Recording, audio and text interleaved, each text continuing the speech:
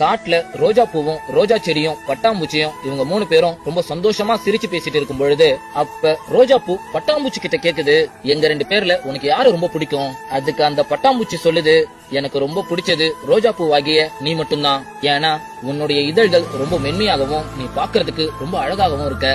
உன்னை பார்த்தாலே மனசுக்கு ஒரு சந்தோஷம் வருது. ரோஜா செடியை ஏன் பிடிக்கலன்னா அதுக்கு முதுகு ஃபுல்லா வெறும் முள்ளு முள்ளா இருக்கு, பாக்குறதுக்கே ரொம்ப அருவருப்பா இருக்கு, அதனாலதான் எனக்கு பிடிக்கல அப்படின்னு சொல்லுது. இத கேட்ட அந்த ரோஜா செடியும் அப்ப என்ன பிடிக்காதா அப்படின்னு சோகம் ஆயிடுது. அவங்க 2 பேர் மட்டும் ரொம்ப சந்தோஷமா சிரிச்சு பேசிட்டு இருக்காங்க. இப்படி இவங்க கொஞ்ச நாள் பேசிட்டு இருக்கும் பொழுது அந்த ரோஜா பூவுடைய இதழ்கள் காஞ்சு போய் கொஞ்சம் கொஞ்சமா கொட்ட ஆரம்பிச்சு கடைசியில அந்த ரோஜா பூவே அழிஞ்சு போயிடுது.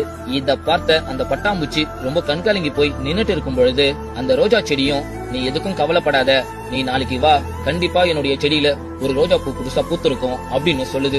அந்த பட்டாம்பூச்சியும் பறந்து வந்து புதுசா பூத்த அந்த ரோஜா பூவை பார்த்ததும் அதுக்கு அப்படிப்பட்ட ஒரு சந்தோஷம். கொஞ்ச நாள் சிரிச்சு பேசி பழகுது. திரும்பவும் அந்த ரோஜா பூவுடைய இதழ் கொட்டிக்குது. இப்படி திரும்ப திரும்ப புதுசா பூத்த ரோஜா பூவிடம் அன்பு காட்டி அந்த பட்டாம்பூச்சி கடைசி வரைக்கும் யாருமே என் கூட இருக்க மாட்டாங்களே அப்படின்னு கண் கலங்கிக்கிட்டு நிக்கும் பொழுது அந்த பூவில்லாத உடம்பு முழுக்க முள் நிறைந்த அந்த ரோஜா செடி மட்டும்தான் அது கூட கடைசி வரைக்கும் ரவ அன்பு கூட குறையாம அப்படியே இருக்கிறத புரிஞ்சுக்குது. அந்த பட்டாம்பூச்சியும் அந்த ரோஜா செடியை பார்த்து, அழகு என்பது தற்காலிகமானதுதான், இத்தனை நாளா நான் உன்னுடைய அன்பை புரிஞ்சுக்காமலே இருந்துட்டேன்.